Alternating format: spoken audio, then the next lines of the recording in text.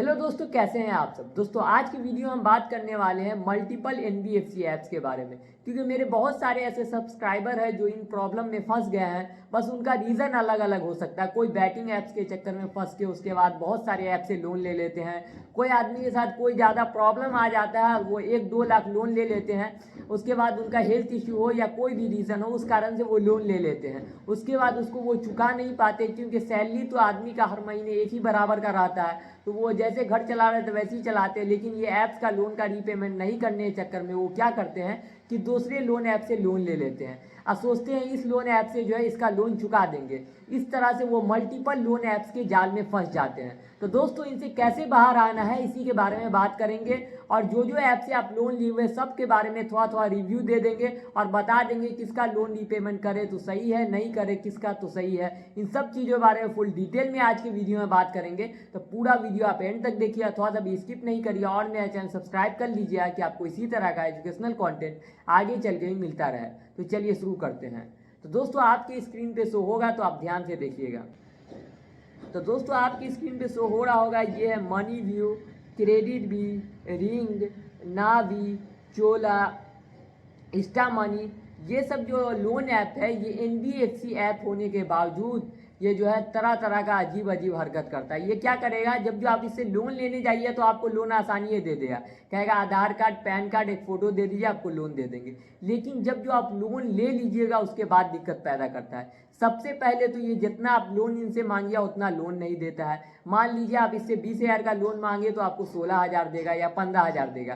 कहेगा आपका processing fees cut गया, कभी बोलेगा कि आपका इतना का इंश्योरेंस हुआ, इसका फीस कट गया, और उसके बाद एकदम कम पैसा देता है। जैसे 20,000 मांग गया तो 16,000 देगा या 15,000, इस तरह से कम पैसा देगा। उसके बाद लोन ले लेते हैं, तो अगर कोई आदमी टाइम टू टाइम इसका लोन रीपेमेंट कर देते हैं तब तो कोई दिक्कत नहीं आता है। लेकिन अगर किसी को 1 से 2 दिन भी अगर इससे देरी हो गया और लोन का वो रीपेमेंट नहीं कर पाया, उसका लोन ड्यू रह गया, उसके बाद जो ये व्हाट्सएप पे तरह तरह का मैसेज करने लगते हैं। और बहुत ज़्यादा ये सब ऐप हैरेसमेंट कर रहे हैं। वो क्या करते हैं, व्हाट्सएप पे मैसेज करते हैं कि आपका लोन का रीपेमेंट नहीं करिए, आपके पूरे फैमिली वाले को कॉल कर देंगे, आपके पूरे घर वाले को कॉल कर देंगे, आपके मम्मी पापा सबको बता देंगे कि आप लोन लिए हुए हैं। इस तरह का ये हरकत करते हैं और बार बार ये धमकी आता रहता है आपके व्हाट्सएप पे।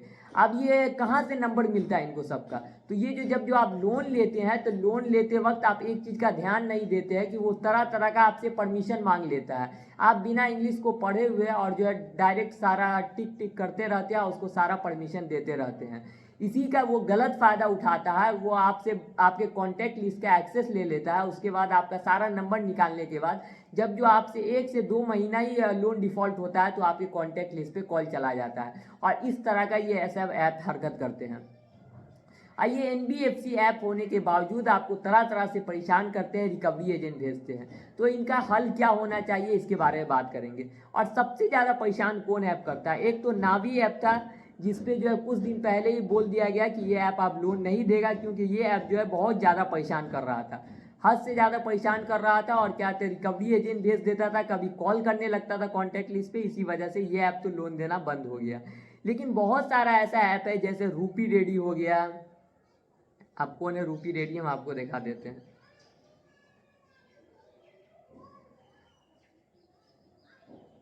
जैसे ये रूपी रेडी ऐप है, ये ऐप हो गया।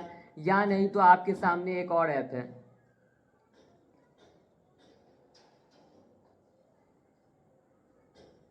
ये एम पॉकेट है।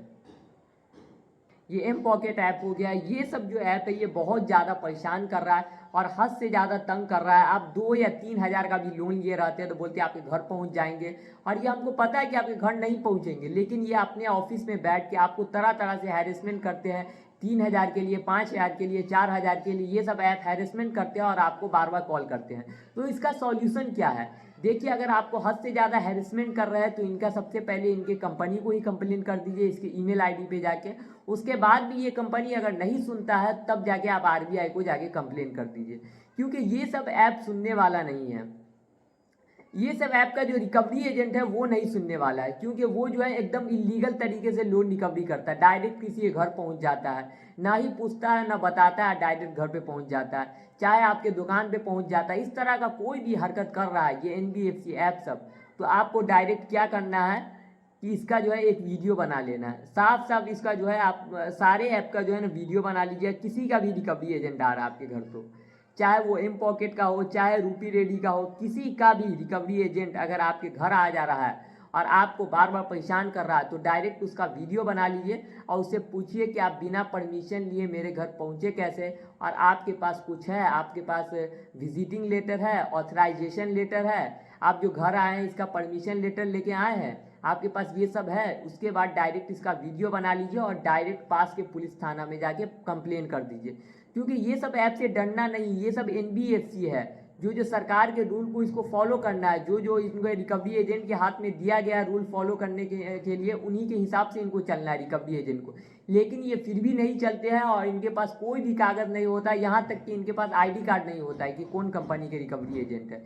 इस तरह का इलीगल रिकवरी करते हैं तो इनका डायरेक्ट वीडियो बना के इनके कंपनी को कंप्लेन करिए, पास में पुलिस थाना में जाकर कंप्लेन कर सकते हैं और RBI के ईमेल ID पे भी जाके आप इसको डायरेक्ट इसका कंप्लेन कर सकते हैं और इनके बारे में बता सकते हैं कि ये ऐसे ऐसे हमको परेशान कर रहा है और ऐसे ऐसे दिक्कत आ रहा है। और डरना तो बिल्कुल भी नहीं है इनके रिकवरी एजेंट से, ये कुछ भी नहीं आपका बिगाड़ सकते, कुछ नहीं कर सकते। ये मामूली से रिकवरी एजेंट होते हैं जिनका काम बस पैसा वसूलना होता है। और ऐसा बहुत सारा ऐप है जैसे लेजी पे हो गया जो बहुत ज़्यादा परेशान करता है, होम क्रेडिट हो गया, चिन्मय फाइनेंस ऐसे करके जो इंस्टा मनी हो गया, ये सब टाइप का जो लोन ऐप्स है ये जो है बहुत ज़्यादा परेशान करता है, बहुत ज़्यादा तंग करता है आदमी को।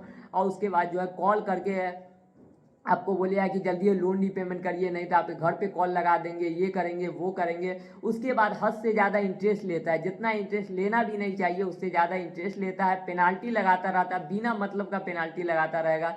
कभी 10 दिन पे ही पेनाल्टी लगा देगा, कभी 15 दिन पे पेनाल्टी लगा देगा, जिसका कोई रूल रेगुलेशन नहीं है। जैसे महीना में एक बार पेनाल्टी लगाना, अगर कोई भी आदमी से मान लीजिए लोन रीपेमेंट करने में देरी हो गया, वो भी वो आदमी अगर आपको बता दे कंपनी को किस कारण से हम पेमेंट नहीं कर पा रहे, सब कुछ बता दे, आप बोले कि मेरे पेनाल्टी नहीं लगाइए, तो वो नहीं लगाना चाहिए। लेकिन उसके बाद भी ये पेनाल्टी लगाता है और हद से ज़्यादा आपसे इंटरेस्ट लेता है। तो अगर ऐसा कुछ भी हरकत कर रहा है तो डायरेक्ट इन सब कंपनी का कंप्लेन करिए। और इन सब कंपनी से बिल्कुल भी आपको डरना नहीं है कि इस तरह का जो अगर हरकत करते हैं और आपसे कुछ भी पूछते नहीं हैं और डायरेक्ट रिकवरी एजेंट जो घर पे भेज देते हैं, तो इन सब चीज़ों से बिल्कुल भी मत डरिए। और ये जो आसानी से लोन लेने के चक्कर में आप क्या करते हैं, बैंक नहीं जाते हैं और क्या तो ये सब NBFC ऐप से लोन ले लेते हैं। उसके बाद लोन लेने के बाद आप गहरे दलदल में फंस जाते हैं और उसके बाद आपको बहुत ज़्यादा परेशान किया जाता है।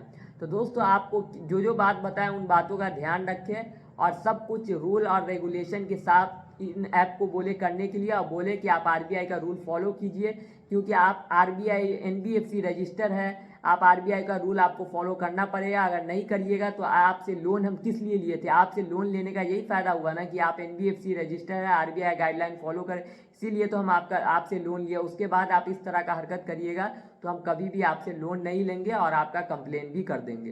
तो दोस्तों आपको ये सब बातें समझ में आ गई तो मेरा चैनल सब्सक्राइब कर लीजिएगा और नोटिफिकेशन ऑन कर लीजिएगा कि आपको इसी तरह का एजुकेशनल कंटेंट आगे चल के मिलता रहे। तो बाय दोस्तों।